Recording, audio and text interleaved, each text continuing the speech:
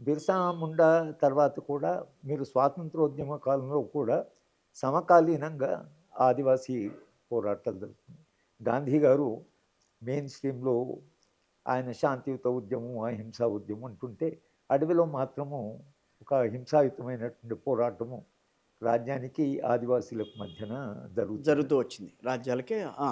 బిర్సా ముండా గాని, లేకపోతే ఆ తర్వాత మీరు సీతారామరాజు గాని, కొమరం భీమ్ గాని, రామ్‌జీ వీళ్ళందరూ కూడా ప్రాణాలు కోల్పోయిన వాళ్ళు. అవును. వీళ్ళందరూ ఆదివాసీ ఉద్యమాలు, రాజ్యానికి వ్యతిరేకంగా పోరాటం చేసిన వాళ్ళు వీళ్ళందరూ. హ్మ్. ఈ పోరాటాలు జరిగిన దీని ఫలితంగా భారత రాజ్యాంగాన్ని రాసేప్పుడు జైపాల్ సింగ్ అని బస్తర్ రాజు, హ్మ్.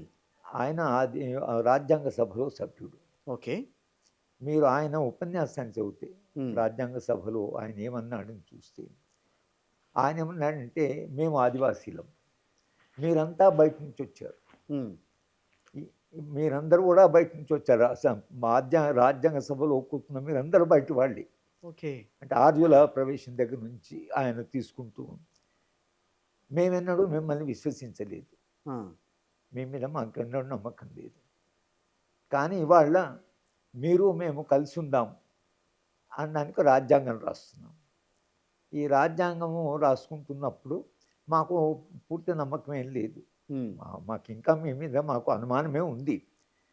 కానీ మీరు ఒక ప్రయత్నం చేద్దామంటున్నారు.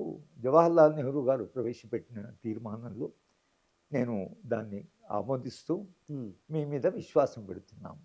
ఓకే. ఆహా!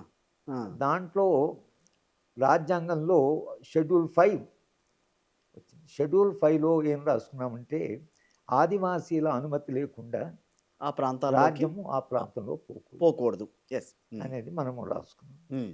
రాసుకున్న తర్వాత కూడా బయట అవసరాల రీత్యా అనుకోండి, ఏదో కారణం వల్ల మనం లోపలికి వెళ్తూనే ఉన్నాం హుహు. అడవిలోకి. అవును. అడవిలోకి వెళ్ళినప్పుడల్లా వాళ్ళు ప్రతిఘటిస్తున్నారు. ప్రతిఘటించినప్పుడల్లా కొత్త చట్టం తీసుకొస్తున్నారు మళ్ళీ వాళ్ళకి విశ్వాసం కలిగించడానికి. ఓకే. హ్మ్. అట్లా మనము షెడ్యూల్ 5 తర్వాత ఎస్సీ, ఎస్టీ అట్రాసిటీస్ యాక్ట్ తీసుకొచ్చాం. ఓకే. ఆదివాసుల మీద ఏమాత్రం ఇది జరిగినా, అణచివేత జరిగినా. దాని తర్వాత 1 ఆఫ్ 70 వచ్చింది. 1 of 70. One of the Pisa వచ్చింది. యెస్. పీసాలో స్పష్టంగా మళ్ళీ ఏం రాస్తుందంటే, వాళ్ళ అనుమతి లేకుండా లోపలికి మనం వెళ్ళకూడదు. ఆడికి వెళ్ళడానికి వీల్లేదు. వెళ్ళకూడదు. హ్మ్.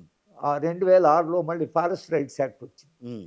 ఫారెస్ట్ రైట్స్ యాక్ట్‌లో కూడా మనం రాసుకున్నది ఏమిటంటే, ఆదివాసుల అనుమతి లేకుండా ఆదివాసుల హక్కులుంటాయి. వాళ్ళ హక్కును మనం గుర్తించాలి.